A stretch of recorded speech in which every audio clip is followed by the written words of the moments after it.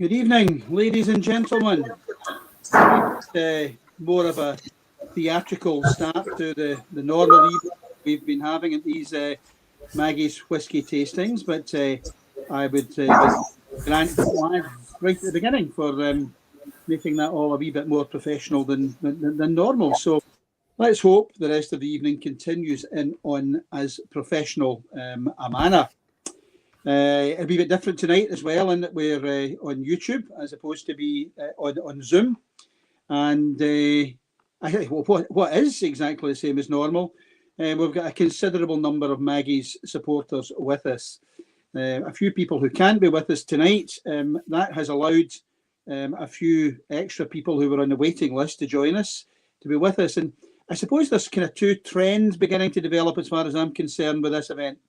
One is a family involvement, where we've got there's 7 or 8 of us that I can see on here this evening are all family members, fathers and sons and uncles and cousins and so on. And the second one is there seems to be a kind of predominance of Bodwell people involved as well. In particular, there's that wee kind of area. I think you're having a big house party because of Chris Wilson's involvement in all of this. Hamilton Drive seems to have quite a few people, apart from the Davidson clan, who I'm sure are alive and kicking and as attentive as ever. But good to welcome for the first time Lisa and Keith Wishart.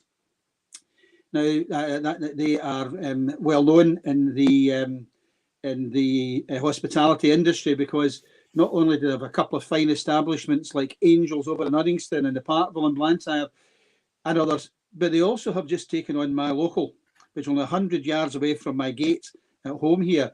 So good luck with everything that you're doing at the West End, guys. So good to have you here, and good to have so many family people here.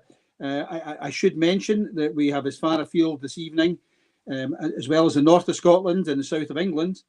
We've got Anne in Nova Scotia as well.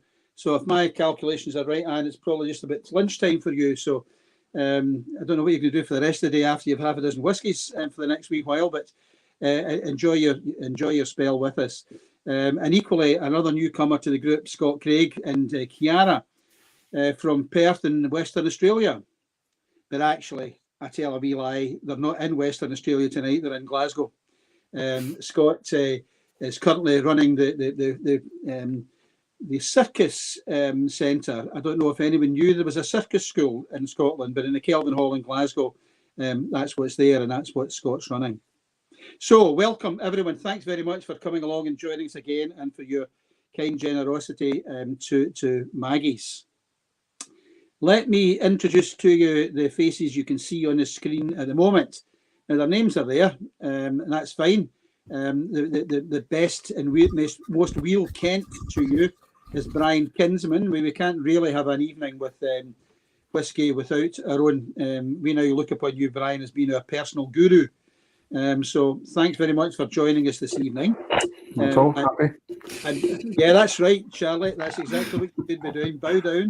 Bow down. He's organised some excellent whiskey tastings.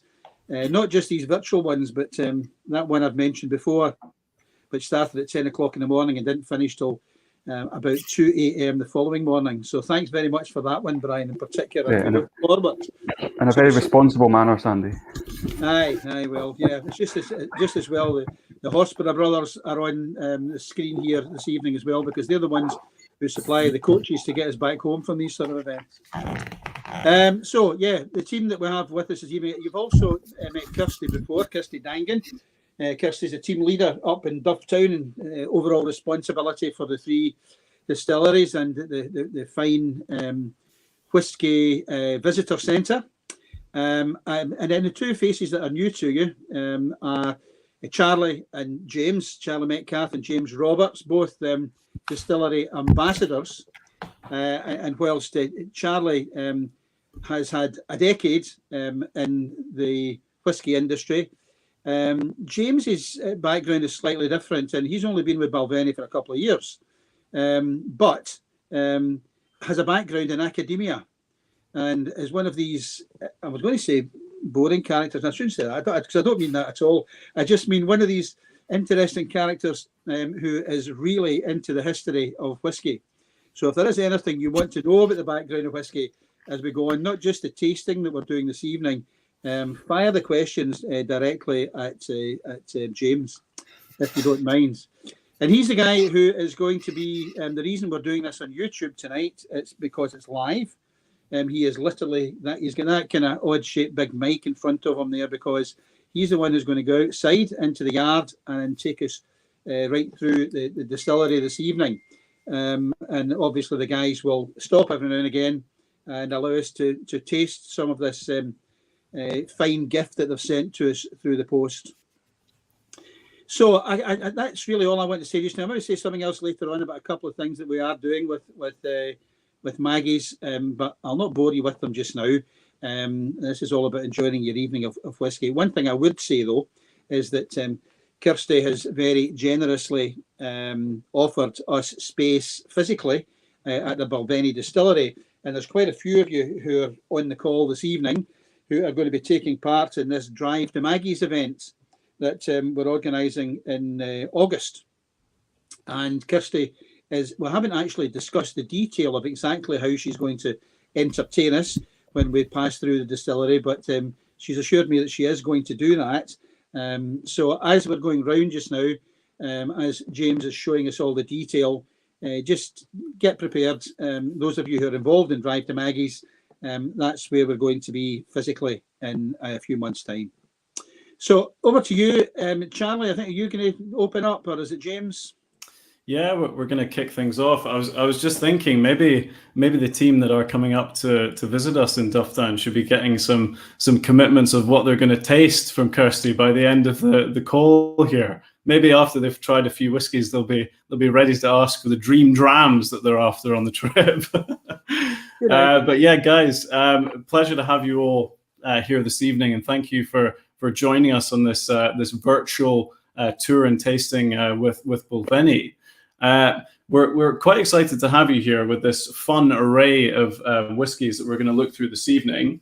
Hopefully you've all got your tasting packs and they've made their way through the post to you. A little bit of housekeeping first. Of course, the order that we're actually going to taste these in is quite self-explanatory, the order, but we'll just run through it very quickly. So we're going to kick things off with the 2015 whiskey. So that's going to be a 6-year-old Balvenie to kick it off.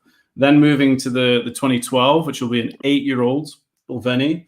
Then going to the 12-year-old single barrel and finishing up with the 15 single barrel. So that is the order we're going to go for tonight. And hopefully you've got them pre-poured and airing a little bit. But if you haven't, go for it. Get them poured up now, and we'll get them breathing away.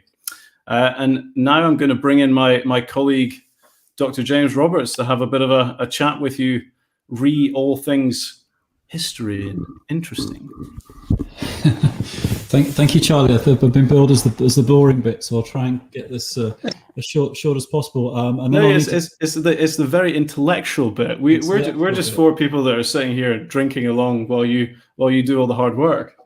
Yeah. From my time lecturing, one of the things that was missing was the audience having a drink while I was chatting. That would have probably made things go a little bit better. Yeah, so hi folks, it's great that you can come and join us, and those of you that are going to come here for real in August, fingers crossed, this is going to give you a bit of a chance to have a look at what you're going to see. In a short while, I'm going to change all my technology and go outside with a high-vis jacket on. Before I do that, I'll tell you a little bit about how Balvenie came to be. As you all know, Brian is William Grant and Sons malt master. We belong to William Grant and Sons family distillers. This is something you'd be very familiar with. Balvenie was the second distillery to be part of the family portfolio. 1887, Glenfiddich came online, and then in 1892, William Grant was actually facing a sort of, you might call it a hostile bid, if you like. A local distiller was looking to few or lease the land next door to Glenfiddich, and that would have given them equal rights on the spring water coming off the Conville Hills, most famously the Robbie Dew spring that we make the Glenfiddich with. And so William really needed to secure the hill for himself, and to do that he needed to lease the land, and with that land in place, And with the farm there, the mains of Balvenie, and with a building in place, New Balvenie Castle, an old mansion that had become rather dilapidated, there was an opportunity to have a second distillery. This started to take place in 1892, and we were ready to go May the 1st, 1893. So at that particular point, William Grant's had 2 distilleries. And as we go around today, I'll kind of point out to you some of the age of some parts of the building, give you a little bit of information. I guess for many years we were anonymous, would be part of the various blends that William Grant and Sons put out. But really since the 70s, we've had a very small single malt presence, and since the 90s, with the emergence of Doublewood, we've had an increasing and growing malt presence within the company's portfolio. And today, we try and keep everything that we can for single malt, as Kirsty and Brian will know. So that's my little brief input. I'll hand you back to Charlie. I'll lose the cans and the hefty microphone, put my sneakers on, and get down to the distillery. I'm the one that's actually on site, I should say. I'm the closest to the beating heart of the action right now. But Kirsty's very close as well, just up the road. Yeah, I had to make a dash to Glenferrie because I'm the other end of the site. So, Yeah, well, you'll hear from me shortly. the bit you didn't see before this, guys, is inevitably with all these online calls, there's technical difficulties. So Kirsty's had to quickly dash over from her house, which is very close to the site, over to the main office to get some internet reception. So she's now got it, and she's all set up. So that's good. yeah, this is not my house in the background. I'm hoping you took your whiskies with you as well. Don't worry. Oh, excellent. I didn't forget those. I did forget my water jug, so I've got my water bottle, but it'll be fine. Excellent. Well, guys, let's get going with this first whiskey. James is repositioning himself out in the distillery. So 2015 Balvenie, so 6-year-old. So quite an interesting start, quite a young whiskey to kick things off. And Brian kind of selected these 2 whiskies for you to taste this evening, just because, I mean, you can't get Balvenie like this. We don't bottle a lot of whiskey of this age. So this is a very interesting insight into what Balvenie is like, developing through to our normal standard bottling age of normally 12 years of age. So we're going on a bit of a journey this evening, if you like. So we're going on 2 journeys. We're going on what Balvenie looks like aging up through American oak. So we're trying it here at 6, 8, and then at 12. And then we're having a wood comparison. So we're trying it matured in white American oak and European oak sherry casks. So there's a lot of different differences going on here. Before we get going with the whiskey, I would encourage you, if you can resist, do not drink all of it in the one-er. Try and hold a little bit back till the end of the tasting.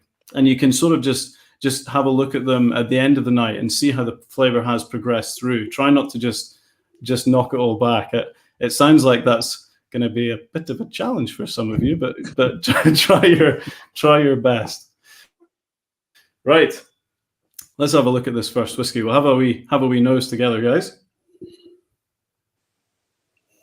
See, for me, that is quite that's quintessential Balvenie on the nose straight away. The new make character that we're going for Balvenie is quite a sweet profile, so kind of honeyed sweet, very fruity as well.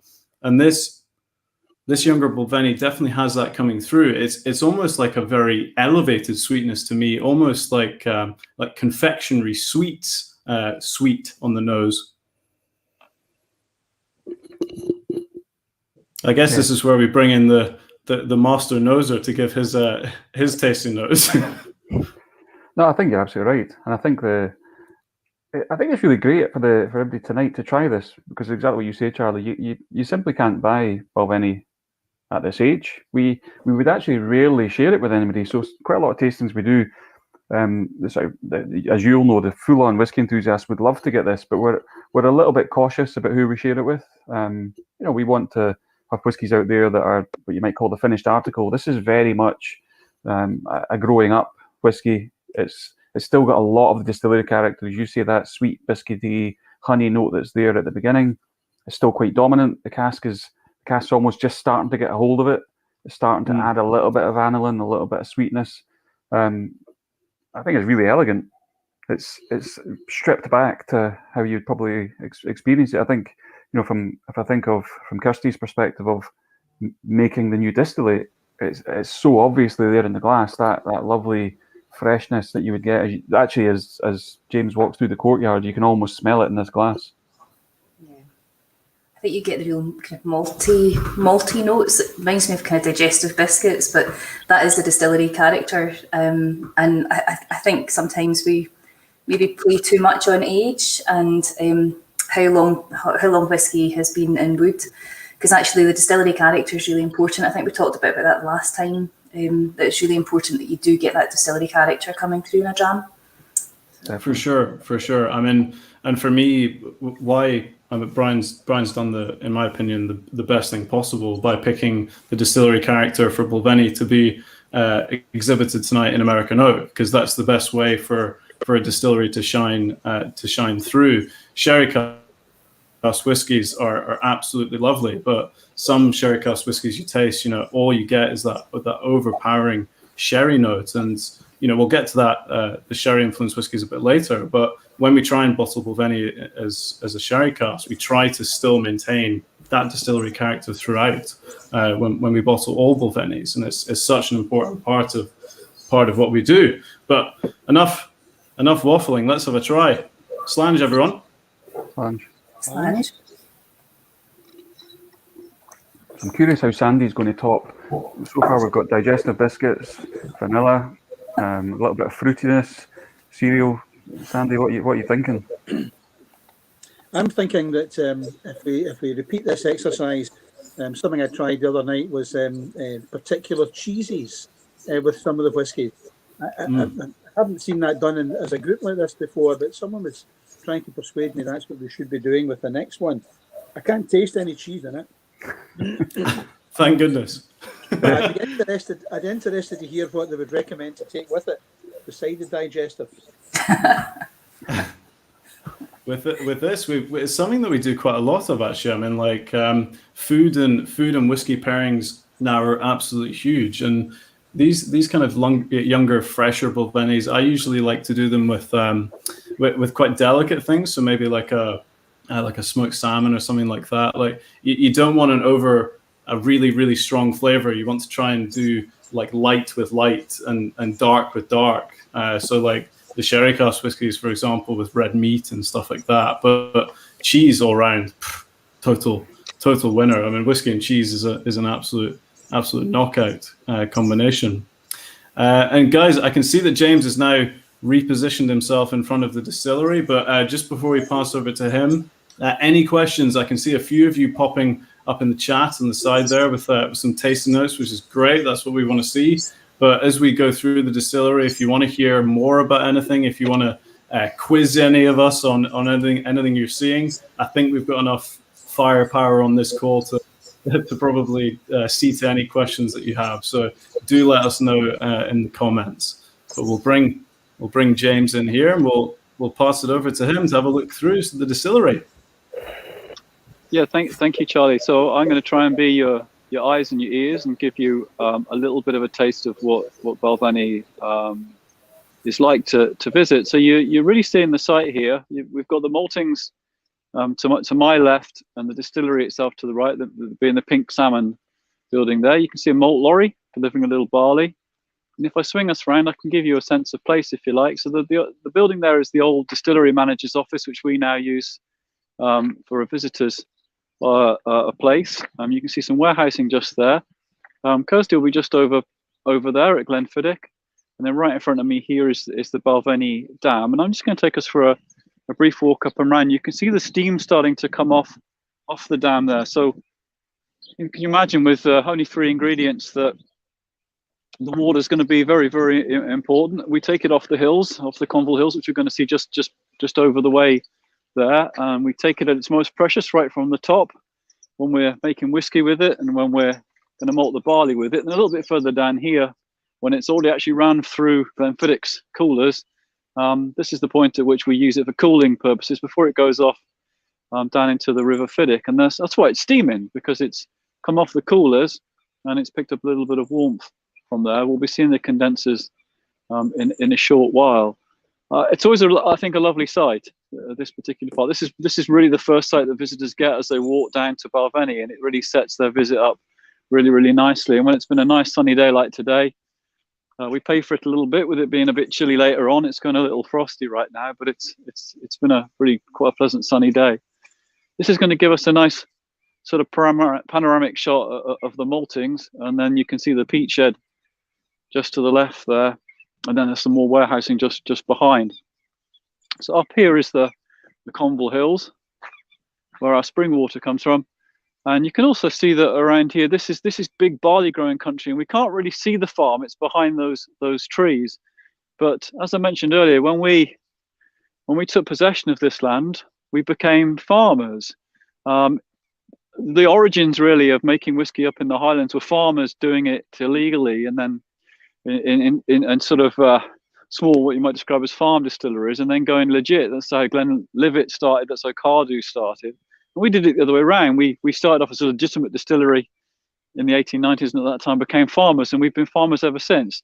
I think that's quite important to the Balvenie story, because it means we can feed the floor maltings, with some of our own homegrown barley, and that then allows us to talk about from barley to bottle. We can actually take and make the whole process on site. And this is the building that we're going to go and have a look at, the floor maltings. As you're probably aware, there's only a handful of these left in operation across Scotland, and most of those are off on the islands. This is the only one in Speyside that is operational. It was built actually in the 1920s. Our original maltings was built into what is now the warehouse, which was originally the New Balvenie Castle. So the original Balvenie would have been the building you can see in front of you, and then the distillery itself was here. In the 20th century, it got the pink salmon makeover and enlarged slightly, but the still house is still in its original position, which we're going to have a look in a wee while. Okay, let's take a step inside the maltings then. So this is really one of the aspects of this distillery that sets us apart, a working traditional floor maltings.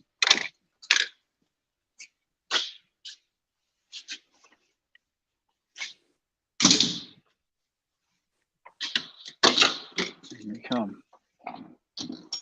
Now I say it's a traditional working floor maltings. Right at this minute in time, it has no grain on the floor, as you can see, because it's the Easter break, and the lads have got their 2 weeks off. But if we take a step upstairs to the malt barn, we should find a good deal of barley. Now this is what we're going to see up here is unmalted barley, yet to be malted. I think Brian sent you all a sample of malted barley from this very maltings. So here we have tons and tons and tons of this lovely golden barley. This particular delivery here is from the farm. So this is homegrown barley. And then over here we've got some that's been delivered to us, typically from Port Gordon. Actually, we get the unmalted from Port Gordon maltings. Well, at least we did this year anyway. So this is the malt barn. Do you happen to know, James, what type of barley it is? I think coming into here is Laureate. I think it's Concerto heading into that's been already malted for us. The barley that we're buying in malted, I think it's been Concerto. I think it's Laureate. Kirsty might know, sorry, not might, but Kirsty will know. Should I say for sure? You're right, James. Well, I just ask that because there are quite a few people on the call who are farmers. I don't know if you're a customer of any of them, but I'm sure that's the sort of thing that would interest them. Yeah. I guess we're conscious right at this time of year that we come towards the end of the harvest period. So we're kind of we often move between maltsters a little bit. I think to try and get the sort of the best deal. So what we're looking at here then is the unmalted barley. So this is a I keep saying the sort of word traditional. This is how barley would have been malted by most distilleries up until around about the 1950s, 1960s. And at that particular point, you get the emergence of commercial maltsters using drum maltings, doing maltings on an industrial sort of scale. And most distilleries made the cost savings, the efficiency savings, and moved towards that kind of process. And what we did with Balvenie was we kept the floor maltings because we wanted to still have that 1 foot, if you like, if in the traditional process. But we also started to buy in commercially malted barley to allow us to keep up the production. And that's what we do today. We do a little bit of malting for ourselves. And what that lorry outside is delivering to us will be commercially malted barley. Okay, very quickly, I'll just briefly take you through the way that it works in here. You'll probably be quite familiar with the malting process, but just a quick aid memoir. Just before you kick off, James, we've had an interesting question to start it off here. How the hell does the barley get up there? Which is a totally valid question. I don't think the guys are carrying it up in sacks nowadays. It's a bit different. It's a very good point. Okay, so outside, I probably can't show you without. Yeah, I can't lean out quite enough. So outside there is a chute, and into that chute the barley goes, and it goes up an elevator, and then that elevator brings it out up here onto the 2 trackways, and then it's on a little sort of pulley system in a cart. And so you park the cart and you open it up, and down it falls. So you can see that how it's come out in separate piles. So they start off down that end, then move the cart along and bring it down. I can show you a little bit more closely an elevator, a barley elevator, in a moment. And yes, with an auger as well. So I can show you that system a little bit more in operation. Right, what have we got then? We've got barley. Let's have a look. Let's go to grab a handful of it. We've got unmalted barley, and technically speaking, inside there's a nugget of starch, and we need to get that starch softened up so that we can break it down into sugar when we mash it in with our warm spring water. So that's what maltings is. It's getting the barley to grow long enough to get that starch to break down a little bit, so it's in a state that can then be, using hot water, broken down into sugars. So to do that, it's simply a question of giving this barley enough moisture and the right conditions to be able to grow. I mean, I say simply this time of year, it's a bit of an uphill battle because the barley doesn't completely want to grow during the winter months. So we're April the 1st now, so it should start to get a little bit more more willing to sprout within the maltings. So what we'll do is get ourselves 8 tons of this barley. We'll get it up onto the chute up here, and bring it along and drop it down into the steep tank. This is a steep tank. And here it's going to soak. It's going to soak in spring water for a couple of days. During that time, we actually will drop the water out and let the barley have what's called a dry break. This is so that we don't drown the barley. And we want it to absorb water so that it's got enough energy, the right conditions to be able to grow. So we've got two steep tanks. They'll operate independently. And a 2-day, 48-hour steeping of the barley will give it enough moisture to be able to grow. And you can see here we've got a couple of screw holes in the steep tank, and they're open at the minute. So what the maltman will do is go underneath, open up those screw holes and drop the barley down below. And that involves them having to jump into the steep tank and actually shovel the barley through. We call the maltings the Balvenie gym because this is the one part of the job that is still labour intensive and very much hands-on, not for the faint-hearted working in the maltings. Then the barley will come down onto the floor and then get laid out as a barley floor of malting barley. And over the next 5-6 days, a bit longer maybe in the winter, a bit shorter in the summer, it will begin to germinate, begin to grow, and the starches begin to break down. Traditionally, the maltman will have used the shield to throw the barley, and we have shields, as I'm going to show you, but we also have this white heat of technology piece of equipment here, the Balvenie thrower, which, as you can see, our engineers made it themselves. And this will just take a little bit of the legwork out of throwing the barley. Okay, let's have a look at the elevators then. So hopefully you get a sort of sense of size here, proportion, we can actually have three floors down here, 4 at a push, depending on how they lay them out. But usually we like to have 3 floors of barley germinating away. So this is an elevator. This is a barley elevator. As you can see, it's pretty traditional technology that we're going to use in here. And a combination of elevators and augers will shift the barley around. So this is an auger, or I think its technical name is not an Archimedes screw. And how we get the barley into the kiln, once it's germinated enough, is we sweep it down the floor, sweep it literally with a brush into this auger, and then it will channel the barley along. And then this is an elevator. So there's a bucket at the bottom. And then inside here is a chain, a loop chain with buckets attached. And those buckets come along and they pick the barley up and then they deposit it. And this particular barley elevator is used for taking the barley off the floor and into the kiln for drying. We need to dry the barley because that will then stop it from over sprouting, from growing too much. There comes for us the perfect point at which the starch has softened, but it's still all there readily available for us. If we leave it too long and it starts to grow a shoot as well as a root, then we've got over modified barley, which means we're going to start to lose some of that starch to sugar. And that's us losing future alcohol, of course, because we're going to, during fermentation, turn that sugar into alcohols. Okay, let's go and have a look in the kiln then. Let's pop upstairs. Again, this is a series of iron staircases and wooden floors. So you can probably hear the echo. I'm just thinking, guys, with your if you're sitting at home with your pack and you've got your malted barley that we've sent you in front of you, maybe this is a point that to get a handful of those seeds in the palm of your hand and just give them a good smell. Get a bit of a feeling of what James is experiencing there in the maltings, and pick that up. Charlie, it's Brian here.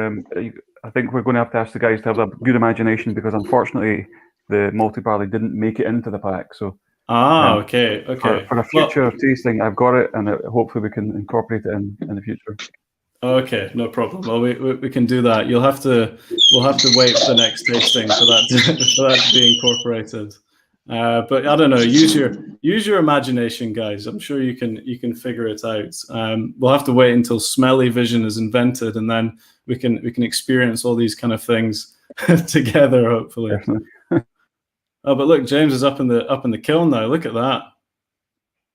Yeah, so this is the inside the kiln. This is at the top half. This is where the barley comes onto this floor, this grate, and then underneath is the furnace, and above us here is the pagoda roof, or the inside of the pagoda roof, or Doig ventilator, as give it its technical name, and that draws the air up through the barley, and that warm air running through the barley will remove the moisture so that it will stop it from growing anymore. And of course, that also gives us an opportunity to add additional flavors into the barley, typically in the form of a little bit of smoke using peat. There's a little bit of warmth in here, so I'm actually not going to step inside because I've been caught out like this before, that you think there's nothing happening and you step in and that little bit of warmth starts to come up through underneath and you realize that the furnace is actually still lit, and you end up sort of with a bit of a cough and with hot shoes. It's amazing. It holds the residual heat incredibly well as well. It stays hot for days even after the fire being off in there. Yeah, that's right. Yeah, and it's very dry as well. It's a very sort of dry heat, and it sort of is not altogether that good for you if you just stood in here. But yeah, hopefully you're getting a reasonably good look inside the kiln. And then what I'll do is I'll take you downstairs and we'll have a look at the furnace and the peat furnace.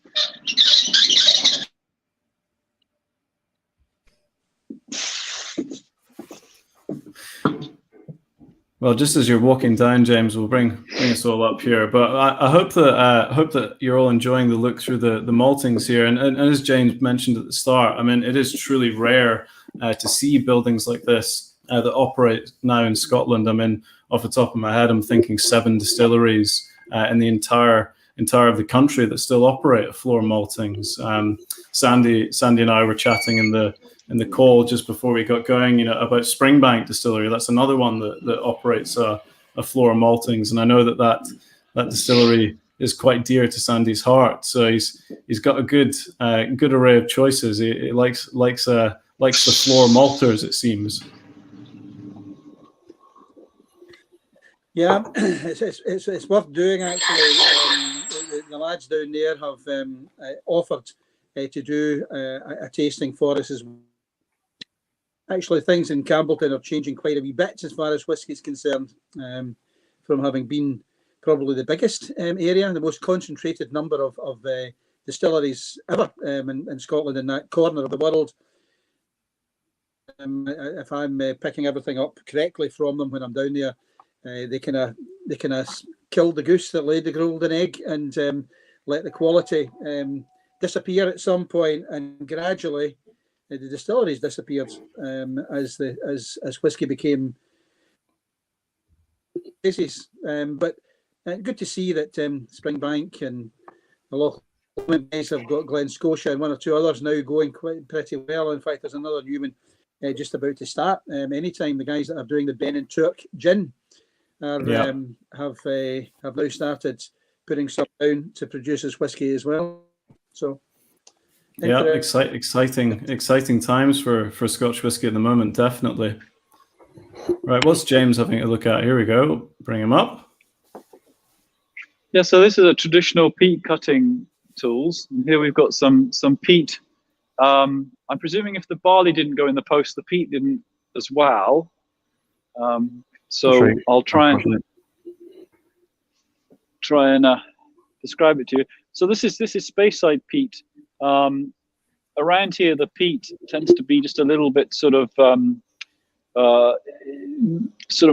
moss, purple heather, so the odd twig, and that gives us a sort of quite nice sort of woody smoke. Slightly different from the kind of peat you're getting on the islands, which has that little bit more salt in it, that seaweed, which gives it that slightly more medicinal edge. For us, it's a milder kind of peating experience, and that's how what we feel about it. Peat, of course, is a traditional way to dry your barley, so all whiskey would have been peated originally. We're talking here about Campbelltown falling out of favour, and Speyside becoming the place where blenders turned to because the whiskies were softer and milder and tended not to be quite so peated, and that got us the in favour with the blenders who were looking for sort of softer, smoother whiskies, or certainly for the to be at the heart of their blend. But we brought peat back into the equation back on the millennium, really. I think to 1999, 2000, the cusp of the millennium. Ian Miller, then the distillery manager, started dabbling in peat. I think he took a trip to Islay and came back enthused that we should get back into burning a little bit of peat. We wanted to do it in moderation and with a little bit more control. So rather than just adding peat to the coal within the furnace here, we built a small furnace just to the side here, which allows the team to introduce peat pretty moderately into the equation. And we actually peat most batches of our barley through the maltings, but it's just to a small level, and it makes up a small quantity of the overall mash. But the end result isn't something that you'd notice as smoky, with the exception, of course, of our quite well-known peat week, when for around about a week of process, we will actually put a little bit more peat into here, and the whole mash bill is peated barley, and then of course we have the end result is a peated expression where you can actually nose those phenols coming through. Although for me it's still like quite a nice soft sort of smooth woody smoke that we get even so. We have recently run some heavily peated experiments. I think thanks to Kirsty being quite interested in pushing the maltings a little bit and pushing the peat content through the malting. So we have done some heavier peated runs this year, when the guys actually got some very, very soggy peat, which was quite tricky to get lit. The soggier it is, the more smoke you're going to get out of it. So they had this really damp peat that they ordered in, especially from some supplier somewhere near Inverness, I believe. Quite struggled to burn it, but I came in here one day and they were throwing it on like stevedores, great tons of the stuff, to get that peat level up. Well, James, thanks very much for that look through the maltings there. That was great to see, and yeah, I see there is some coal still in there, so it probably was a wee bit warm. But I think we'll get going with the next whiskey here. Time for another dram. We'll let you head over to the distillery.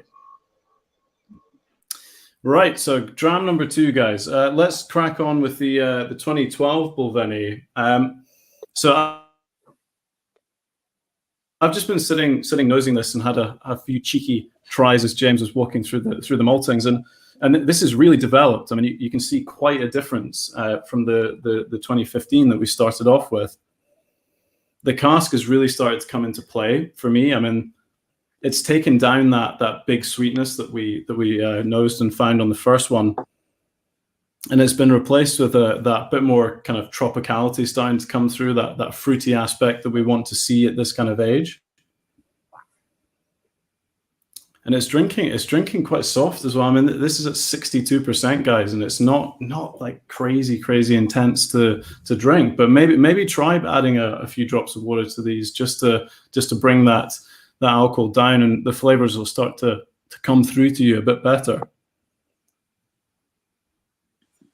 Yeah, definitely, Charlie. I think the thing on the aging profile is it's around about 7 or 8 year old is where the pendulum swings. So prior to that, the distillery character's probably winning out, and that's lovely. It's as we tried in the last sample, it's really accessible. Here you can see the cask just starting to really take proper hold of the whiskey, rounding it off. Those slightly digestive biscuit type notes are waning a little bit. The cereal got often like the smell of opening a box of breakfast cereal, that's starting to go back, and now you're getting creamier toffee, sweet vanilla starting to come through.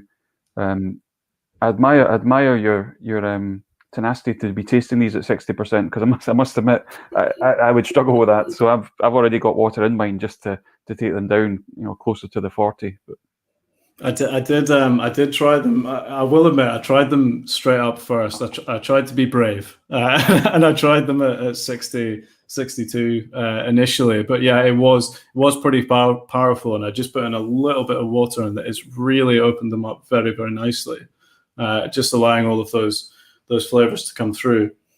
And it is already starting to make that turn. I totally agree with what you're saying, Brian. I mean, 8-year-old 8 is around a kind of sweet spot for whiskey. Like if you start to see some of the younger age-stated bottlings in the industry, 8 is about the point that they want to start putting an age on the bottle, and there's a reason for that, guys. It's because we see a dramatic change in the flavor profile of whiskey around the 8 age, and this dram is a lovely representation of that for Balvenie, for sure. Well, we'll pass back to Dr. Roberts here, just as you guys are sipping on your second dram. Welcome back. So now we're in the mash house, and what you can hear but can't see is the mill. So we've got a small Porteous mill here, which is beneath the floor here, and that Porteous mill will mill the barley into grist. And I've got a box of grist here. So this is grist, the milled barley, and that allows us then to get to the starch and convert it into sugar. So we're just doing a sparge run here in the mash tun. So the technical term for this is a full lighter, which I believe describes what the rake can do. Full means it can go up and down as well as around, which allows us to aerate the mash all the way through. So this helps us to create a nice light wort with the full lighter rake.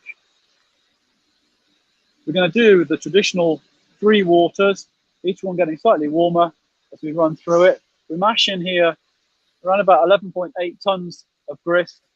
To begin with 53,000 litres of spring water, and then a second water of 14,000 and a third water of about 45,000. And between those first 2 waters, we look to extract out, drain out about, again, 53,000 litres of wort.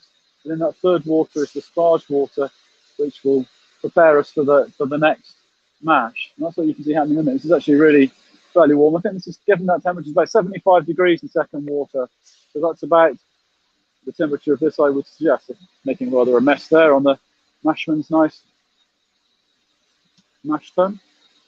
And the warmth in the water will open up the starch, and then it will activate the enzymes within the seed, and it will break that starch down to sugars, and the sugars dissolves into the water, and some of the acids and proteins will dissolve into the water as well. It's going to help to feed the yeast. It's going to become so important in the next part of the process.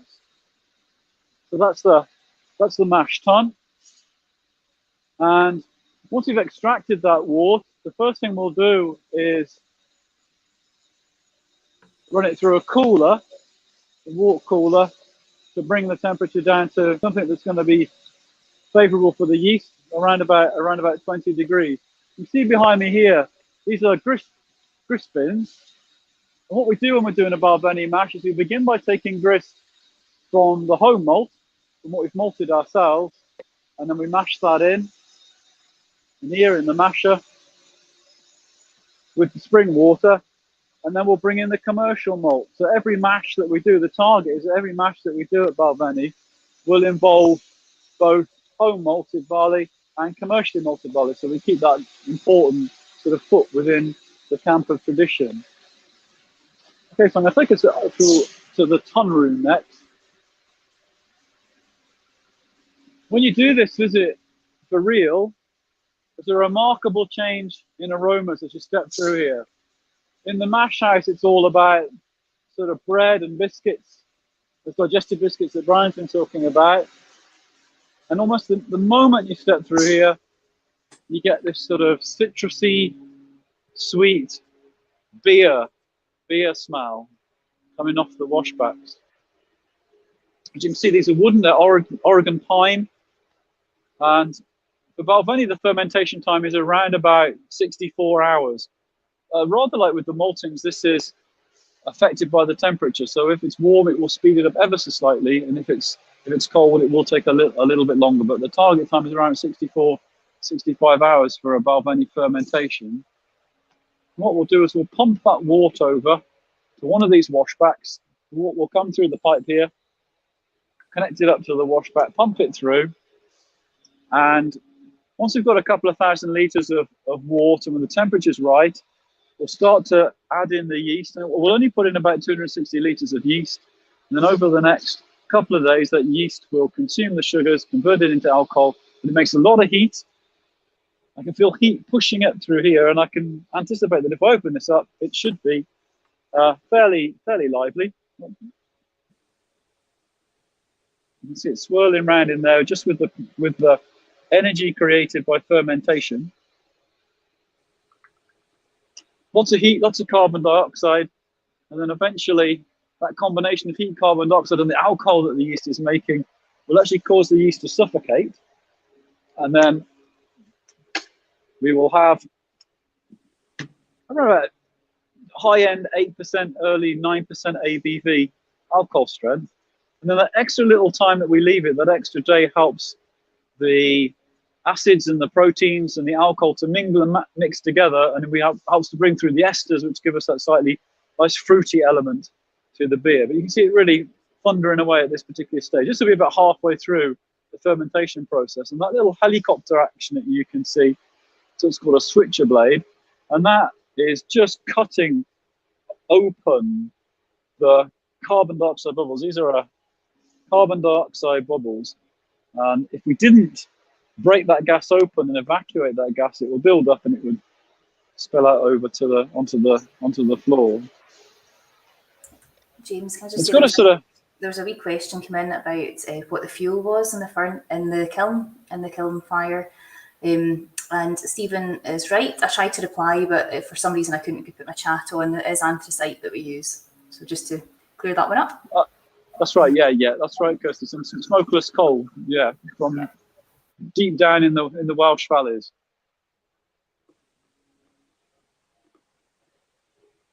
So that's a bit of a look around the Balvenie tun room, and The actual wash, as we call it, or distiller's beer, when it's done, it's a kind of like a bit of a banana kind of color. And I've just been recently working myself, doing a few shifts in the lab, and I've realized if you filter that, the color comes from mostly from the dead yeast and particles of cereal, and actually the color itself is that you'd expect it to be, which is a beer. It does look like a beer color, but I don't know if you can see the slightly yellowy color that we have there.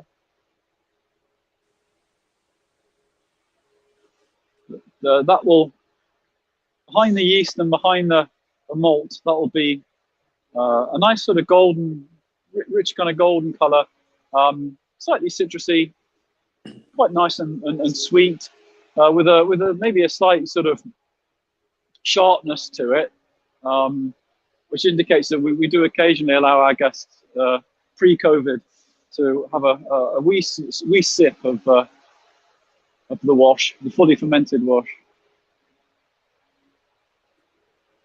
So there we are, the Balvenie Tun Room, and our next trip is going to take me to the still house, which involves going downstairs and underneath these vessels.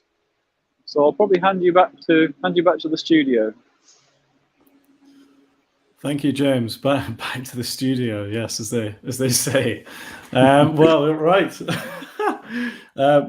Thanks for that. So I think hopefully you've all been getting on quite well with that 8-year-old. I was really enjoying sipping on it there, but nosing this next one, the 12 single barrel, we're really starting to see those quintessential Balvenie flavors coming through. I'm sure that most of you are very familiar with the Doublewood 12. So that's kind of our absolute staple, a whiskey that is well known within the whiskey community.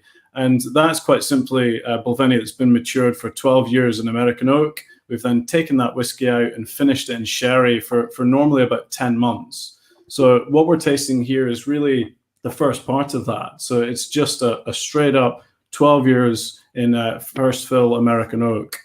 And this has been slightly reduced as well, guys. It's bottled at 47.8% for this Balvenie. But one of my absolute favorites in the range, this. James was talking about bananas there in the tun room, and it's something that I pick up on this. It's almost those foam banana sweets that I get on the nose of this one here. Really, really quite fruity for me. A little bit of citrus coming through, that candied orange peel on the nose. Quite sort of gooseberry-like as well. Oh, look, who's that guy? That's a few years ago. Yeah, that was a few years ago, that. Yeah, indeed. You said it first time. I could go off mute quick enough. Yes. Yeah, I think you're right, Charlie. I think the 12, it's almost like you've seen that journey of sort of 5-6-year-old, a little bit distillery. By the time it gets to 8 into 9-year-old, the whiskey's really, and then it almost blossoms. So the gap between 8 and 12 is where loads of flavour appears. Your foam bananas, that sort of confectionery shop sweetness.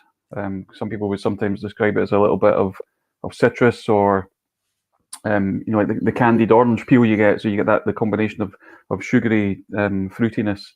And I think that the single barrel. So the single barrel has actually been part of the Balvenie range right from the 1993 when it was launched. Although it was back then, it was a 15-year-old, and then we've moved it around a little bit in terms of cask type. So we introduced a 12-year-old first fill bourbon a good few years back, and I think this is a great example of it.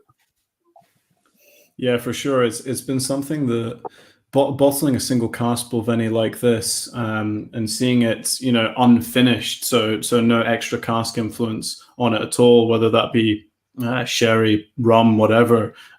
Bottling a straight up Balvenie is something that the Balvenie enthusiasts have become very used to and used to seeing. And I think these examples that we're tasting tonight, the 12 and the 15, really fine examples of what Balvenie can do as a single cask variant. And oh, look, I can see we've got some beautiful copper stills starting to appear on the screen there. So as you're sipping on the single barrel, we'll hear what's going on in the still house with James.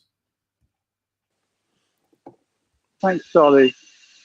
Yeah, the those amongst you in the audience that are big into whiskey will know that us whiskey fans spend a long time thinking about copper stills and the mysteries of how the shape of these stills and the size of these stills and the way they're organized and arranged and operated all seems to create these tiny little infinite differences in the new make spirit that in some way shines and grows as it matures within the cask.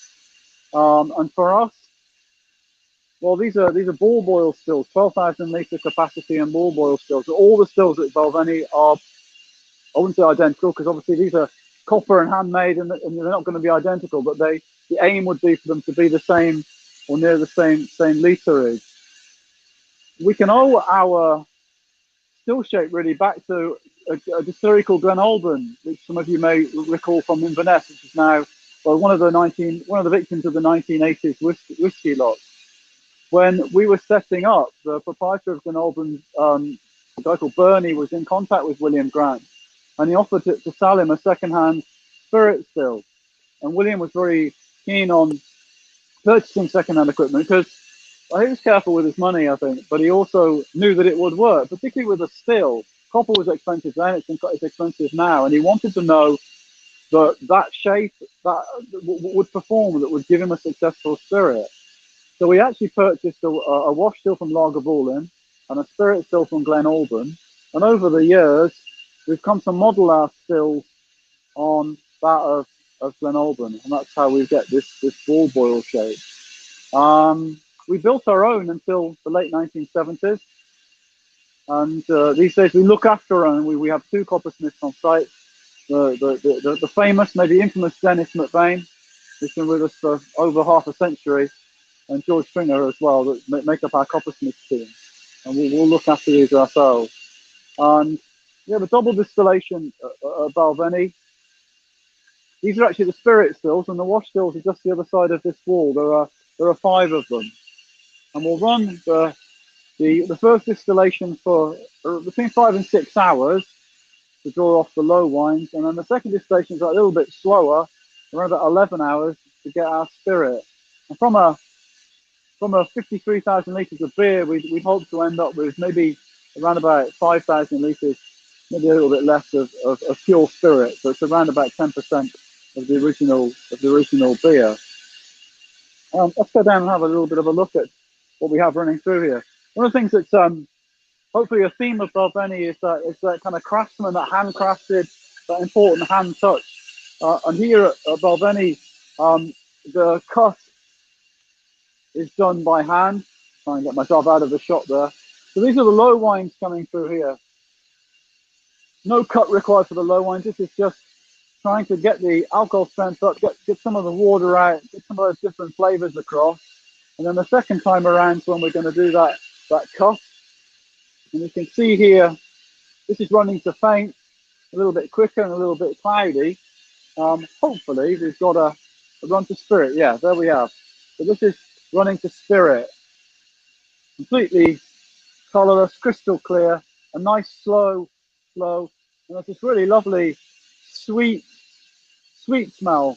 I even kind of feel it's kind of sweet and malty for sure. I get a little bit of the honey off the new make spirit.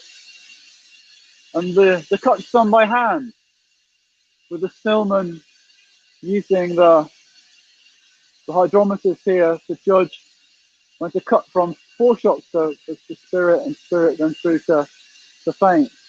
And the introduction of the steam into these internally steam heated stills is done by hand as well.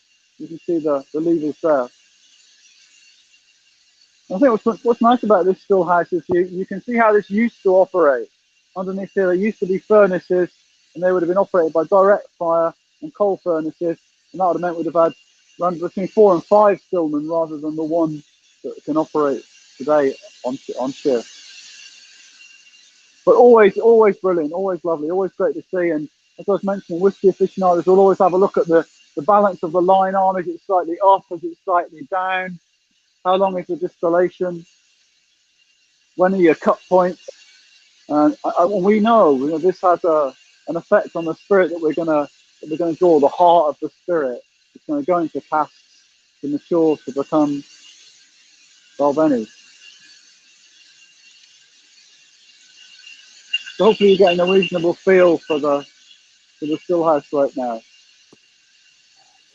Absolutely, James. It's just that heartbeat of the distillery, isn't it? I mean, there's no more beautiful place in a distillery but standing in the heart of the still house. The stills are just stunning to look at, and if I'm honest, I do miss miss looking at them every day. It's a great place to be. Now I think you're going to be taking a wander over to the warehouse now, James. We're going to go for a little wander around Warehouse 24 and see what amazing casks of Balvenie we've got hiding away in the warehouse, I think. Yeah, that's right. I have the key. The magic keys to the kingdom. A gas meter. Excellent. We're all safe then. And wired up. Yeah. Well, just as you're wandering over, we'll get everyone tasting this, because people in the club. Sorry, say that again, Sandy. Oh, I think he's frozen there. Yeah, I think we lost him. Okay, well, yeah, we'll go with the main bit. So, next whiskey. So, guys, the first thing that you're gonna notice a distinct change in color here. So, quite a dark whiskey in the glass. This one, and I saw some comments popping up there, commenting on how thick the single barrel 12 looked in the glass, really coating the glass quite thick, quite oily, and we'll see this coming through in the single barrel 15 as well, really thick with these sherry cask influenced whiskies. So this one, again, single barrel, so all 15 years spent maturing in Oloroso sherry casks. And wow, what a difference it makes. Same strength as the 12, so bottled at 47.8%. But quite a different nose, a really different nose, actually. You've got those kind of baking spices starting to come through. Quite Christmas cakey, so like raisins on the raisin sultanas all coming through, and quite sweet. Let's have a wee try of it here.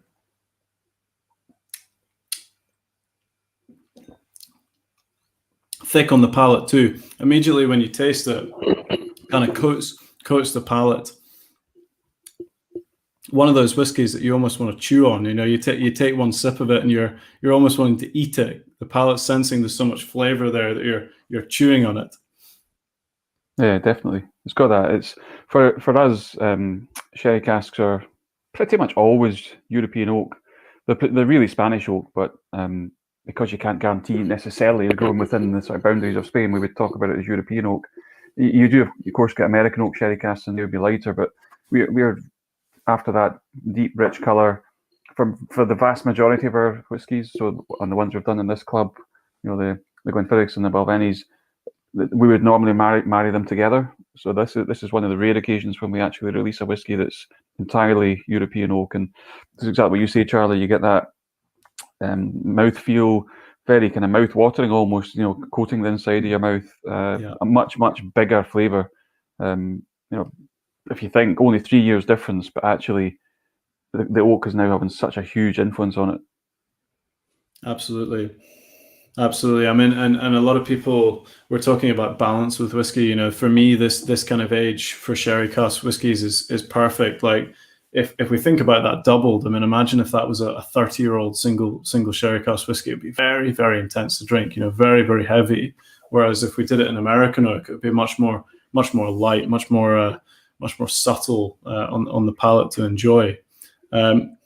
I think you're making Kirsty sweat, because she's thinking that's going to be one of the dream drams that the guys are going to come up with now when they're coming up to distillery. 30-year-old single barrel sherry cask Balvenie, Kirsty. Don't give them any ideas. They'll think, oh, we'll have to try that for ourselves and just make sure that it's see what it's like. James is going to show us one of the casks. Oh gosh, or that.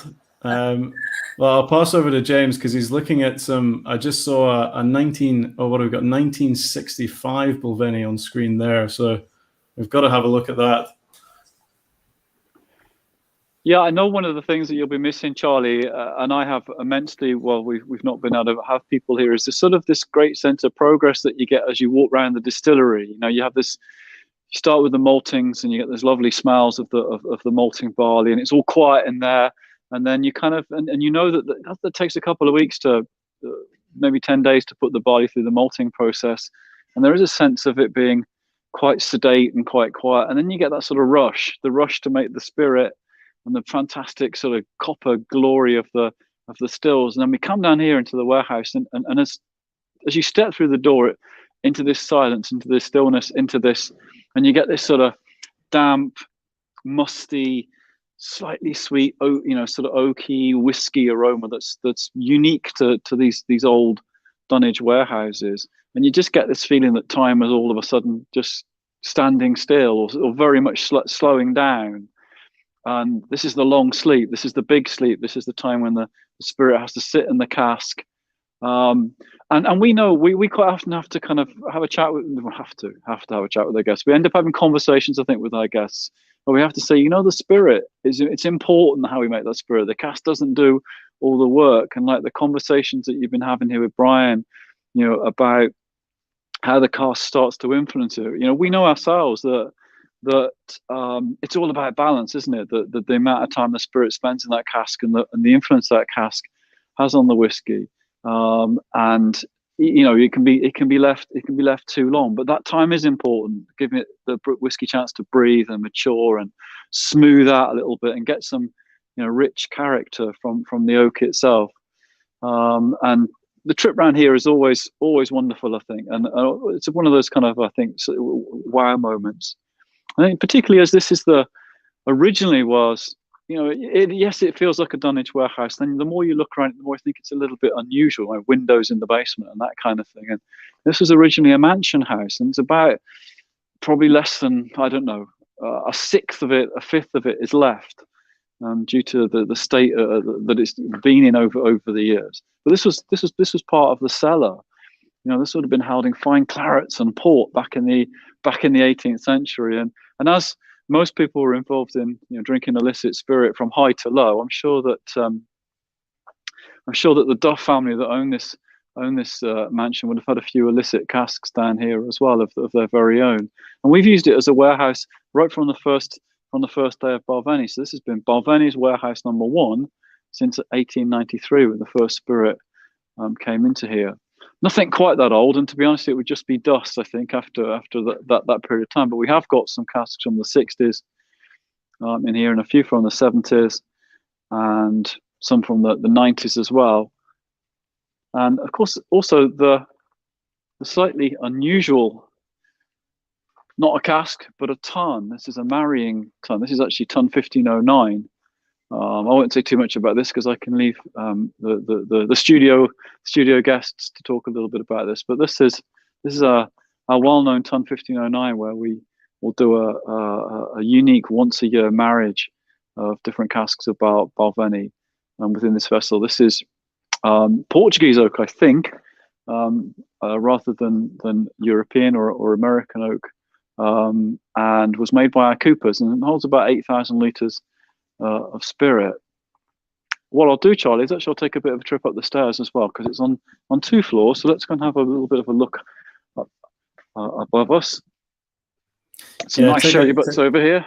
Yeah, do take a wander upstairs. I mean, just watching there and seeing some of the casks that we've got in this warehouse in particular. I mean, it's amazing to even see casks like that existing now in Scotland. I mean, casks from the 60s, 70s. These are all incredibly rare things in today's whiskey industry, and it is testament to the family, allowing us to continue maturing casks of this age and not getting rid of them too early. It's amazing that we have the ability to be able to do this. And I think, I suspect if we weren't a family-owned business, then you wouldn't be seeing the array of amazing casks that we have on show. Yeah, I think that's right, isn't it? We have really good stocks of old whiskey. I spent a couple of weeks as a warehouseman recently And every warehouse that we've got across site, it just snuck away in the corner will be a couple from the 70s, the 80s, maturing away. There's a couple of questions have just come through there. I don't know if you caught them, Charlie. Oh yes, we've got. So Willie's asking an interesting question, James. Again about moving things. People fascinated about how things get where quite rightly. So how do the casks get up to the second row, and how do they always manage to be the right way up? Well, this is on 2 floors.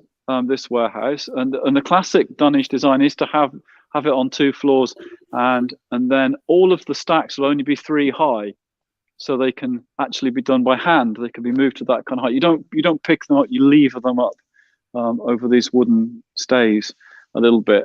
Your modern warehouse of the type that we've got plenty of, the rack warehouses, and will have a central aisle that's got a hydraulic lift in it, which is movable, and they will get the casks upwards and then they're rolled across. So it's always about rolling the casks, and then they can be lifted by the hydraulic lift.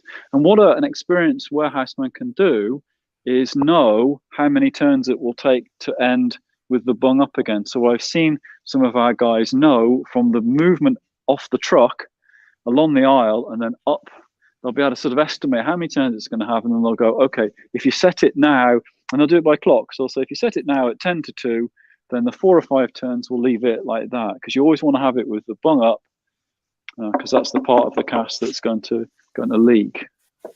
These are some nice, fairly new-looking sherry butts, actually. Some newer sherry casks there. Some new stock. Yeah, some newer Balvenie. Just another question about Willie's asking about cleaning the marrying tun. Do we actually clean the marrying tun after every use? Well, but Charlie, I believe we put into there some double wood 12, do we not, to keep the wood soft? Yeah, so basically there's no cleaning at all in between marriages. We'll just take out the entirety of the bulk liquid that was put in for the marriage. So drain all of it out, because we want all of that to be sent for bottling for people to enjoy around the world, and as a kind of holding liquid, if you like, between batches of tun, we actually fill the tun itself with double wood 12 just to keep the tun moist and keep the wood expanded. We wouldn't want to let it sit empty, because we could see the hoops of the tun slackening off, and that's not something that we want. But yeah, interesting question there, Willie. Well, one of the things that we know from being reconnoitred to make hand sanitizer is, that we're in the business of making whiskey, which is a pretty good hand sanitizer and disinfectant, although there are much better uses for it. So we're kind of fortunate in that at all times we don't have to kind of clean most of the stuff that we've got, do we? Because there's alcohol passing through it, which is doing that job largely anyway. And we're always interested in the flavors that have been left behind by the previous occupant as well, aren't we?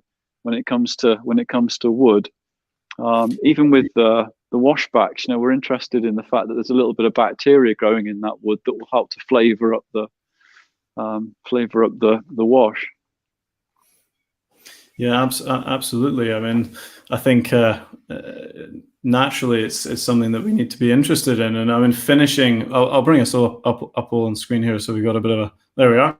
And I think actually, here we go. Sandy has managed to rejoin us. He's cranked up his internet again. And oh, here he is. He's back in. There was a few fun comments there coming through, Sandy, that I think some people said that's the first time they've ever seen you silenced. As you were kicked off the stream. I think that was wishful thinking on their behalf. Yes, I think that's what it was. Yes.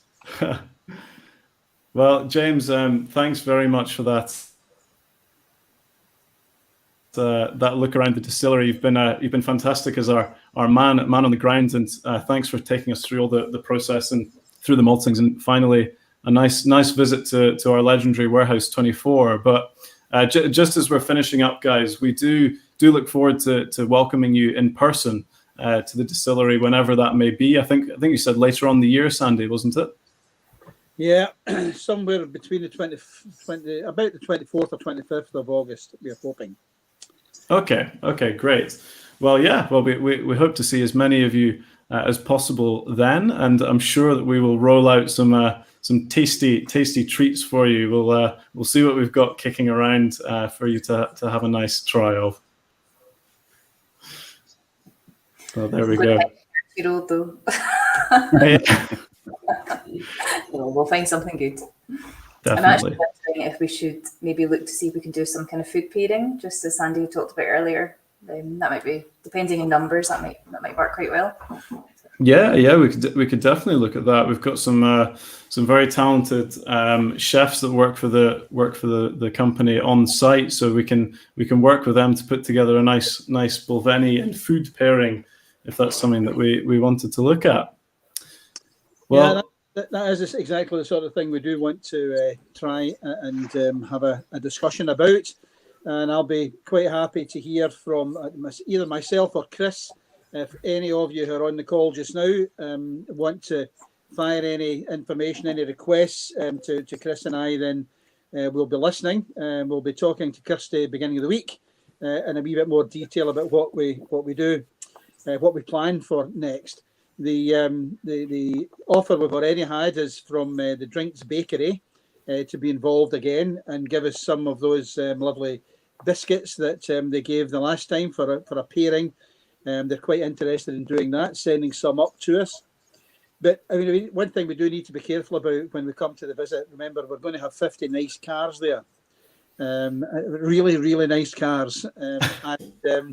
We were all having a wee chat, the 5 on the screen just now, ladies and gentlemen, before you all came. And I was absolutely fascinated to sit and listen to these guys. I was asking them, did any of them ever go out for a pint or go and do anything else other than talk whiskey? Because even in that 20 minutes before we started, all they could talk about was, I suppose it's right enough, it's understandable, but was whiskey. So what they're saying to us just now is just exactly the same as all of them are in real life. So listen, and kind of summing up then towards the end of this, once again, sincere thanks to all of you for everything you've done. James, it's not very often, I'm sure you'll go for a walkabout to the distillery at this time of night. Kirsty, you should be way back home by this time as well. But put your thinking caps on, please, as to what you might do for about, there could be 50, there could maybe be 60 people, maybe a wee more than that. In fact, I can hear Chris Wilson tell me I'm blethering already. There will be at least 120 people when we come that day. So you need to think about that. This number has changed about 5 times on this call. But well, I was just thinking that the cars have at least 2 people in them, and we have a maximum of 50 cars taking part. And we know what we're doing. We're going around all the Maggie's centres en route, and we're having different evenings in different places. But our last one is just along the road, well, a wee bit along the road from you, up the other side of Inverness. So yeah, we're looking forward to that. The other thing that just when I've got all the rest of you here, and I don't know whether I've really got your attention or not. Normally I can see faces and I can see when people are ignoring me and saying, Sandy, you've said far too much. I can't see that, but I can feel it.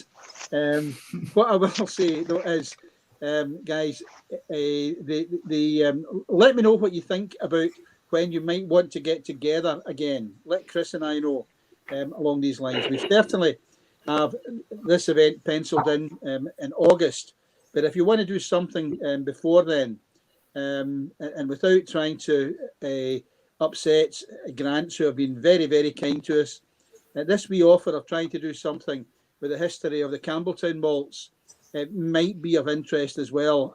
I don't know, but please just send Chris and I a wee note and let us know what you're thinking and when you think you might want to be involved in doing something like this again.